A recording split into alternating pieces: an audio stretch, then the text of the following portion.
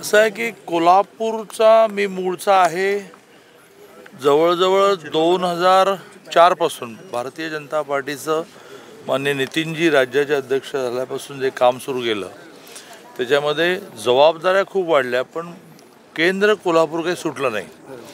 19ला माननीय अमितभाईंनी अखिल भारतीय अध्यक्ष असताना आदेश दिला, सूचना केली की पुण्यात लढायला गेलो, लढलो, जिंकलो. सरकार आलं नाही, राज्याचा अध्यक्ष झालो, पुन्हा सरकार आलं, राज्याचा मंत्री झालो, पुन्हा सेकंड टाईम थोडं लढलं, परंतु कोल्हापूरची नाळ कधी तुटली नाही, सुटली नाही आणि ती कधीही तुटणार नाही, सुटणार नाही. आणि त्यामुळे एकनेक कार्यकर्त्याशी व्यक्तिगत संबंध, त्याच्या व्यक्तिगत अडीअडचणीमध्ये सहभागी होणं, यामुळे आज स्टेशनवर आलेला कार्यकर्ता वर्ग, नेता वर्ग जो आहे तो असं स्वाभाविकपणे आला. थोडी गॅप पण माझी पडली, जवळजवळ 48 दिवसानंतर मी आज कोल्हापूरला येतो, कारण खूप मधल्या काळामध्ये निवडणूक, निकाल, सरकार बनणं, मंत्रिमंडळात प्रवेश, खातं ठरणं, अशा सगळ्याच्यामध्ये खूप गॅप पडली. त्यामुळे सगळे उत्स्फूर्तपणे आलेत. मला खूप बरं वाटलं. तुला तेच मंत्रालय मिळालेलं आहे, शिक्षण काय 5 वर्षामध्ये दिलं? 19ला ज्यावेळेला मला हे मंत्रिपद मिळालं त्यावेळेला अनेकांना असं वाटलं की दादाला सायडिंगला टाकलं, पण काही जणांनाच माहिती होतं. दिल्लीने अशी सूचना केली की 2020 साली नवीन शैक्षणिक धोरणाची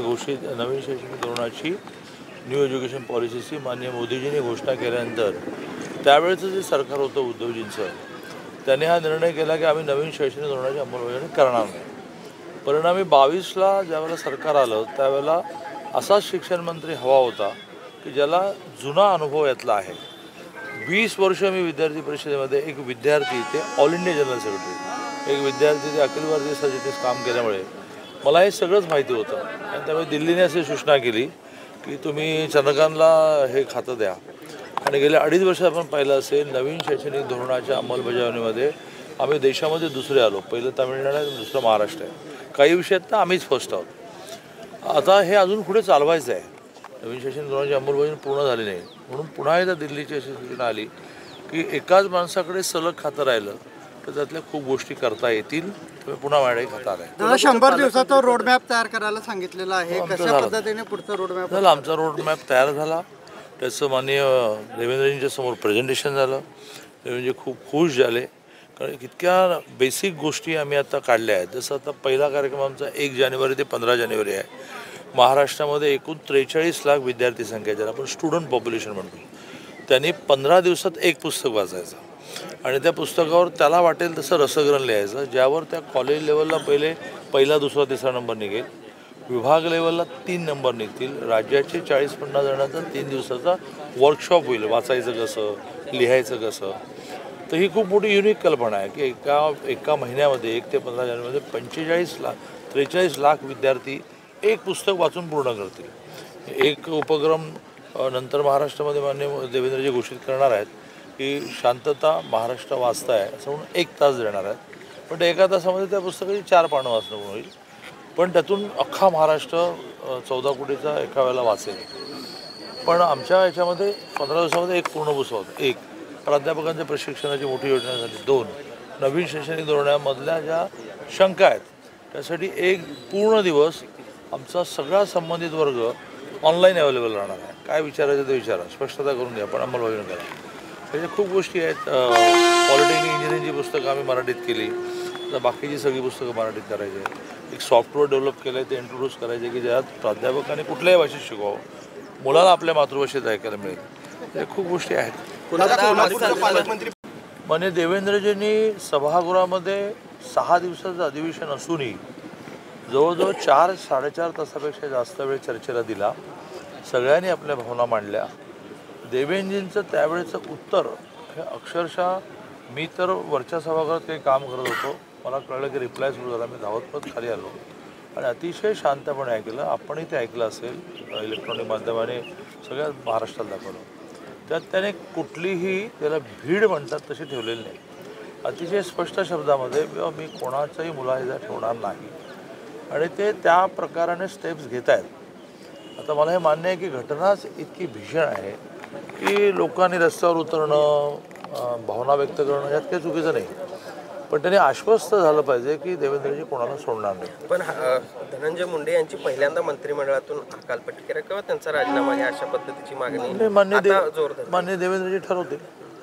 शेवटी राज्याचे मुख्यमंत्री हे एक असं व्यक्तिमत्व असतं, ही अशी एक ताकद असते की त्यांच्याकडे म्हणजे ठीक आहे ते कामं वाटून देणारे आहेत, distribution of work, distribution of पॉवरवाले आहेत, पण संविधान असं सांगते की त्या राज्याचे सगळे निर्णय हे त्या राज्याच्या मुख्यमंत्र्यांनी घ्यायचे असतात.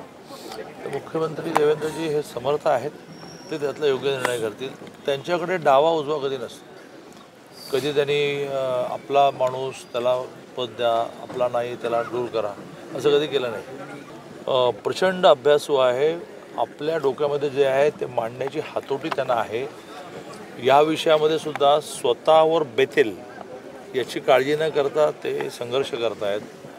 यात काही अडचण नाही आणि असं करायलाही पाहिजे. सत्ताधारी पक्षाचा आमदार असूनही इतका घणाघात करणं हे सोपं नाही आहे. पण मी त्यांना असं म्हणेन की आपल्या समाजाने छत्रपती शिवाजी महाराजांचे वंशज आहोत आपण, तर छत्रपती शिवाजी महाराजांनी स्त्रीचं चारित्र्य तिच्यावर शिंतोडे उडू नये याची नेहमीच काळजी घेतली. ते आपण सगळेजण जाणतो. आणि त्यामुळे अशा प्रकाराने वाद चाललेला आहे कुठला तरी दुसरा राजकीय, प्युअरली राजकीय आहे, सामाजिकही आहे, संवेदनशील पण आहे. पण त्याच्यामध्ये अशा काही अभिनेत्रींचं नाव जोडणं, सुरेशजी माझे मित्र आहेत, मी त्यांना फोन करून सांगणार आहे. मी 2 दिवस गुजरातमध्ये प्रवास होतो, ट्राय केला, लागला नाही. आज मी बोलणार आहे. सुरेशजी, कोणाही महिलेची एका अर्थाने नाचक्की होईल, बदनामी होईल असं आपण काही बोलता कामा नये. प्राजक्ता माळीने पण काल प्रेस कॉन्फरन्स घेतली आहे. पण मी सुरेशजींना स्वतः विनंती करणार आहे की बाबा पार्टीचे एक आमदार असूनही तुम्ही हे करतात, तर ह्याबद्दल 2 मतं आहेत. किंवा पार्टीचे तुम्ही कार्यकर्ते आहात तर पार्टीमध्ये बोला, पण तरीही लोकप्रतिनिधी म्हणून तुम्ही बोलला नाहीत तर लोक तुमच्या मागे राहणार नाहीत. आणि तुम्ही, मला माहीत आहे की मराठा आरक्षणाच्या आंदोलनात पाहिलं की सुरेश धस ही एक आग आहे. आणि त्यामुळे त्यावर मी काही टिप्पणी करणार नाही की त्यांनी BJPचा आमदार असून असं करावं की नाही करावं. त्यांनी एक लोकप्रतिनिधी म्हणून केलं पाहिजे.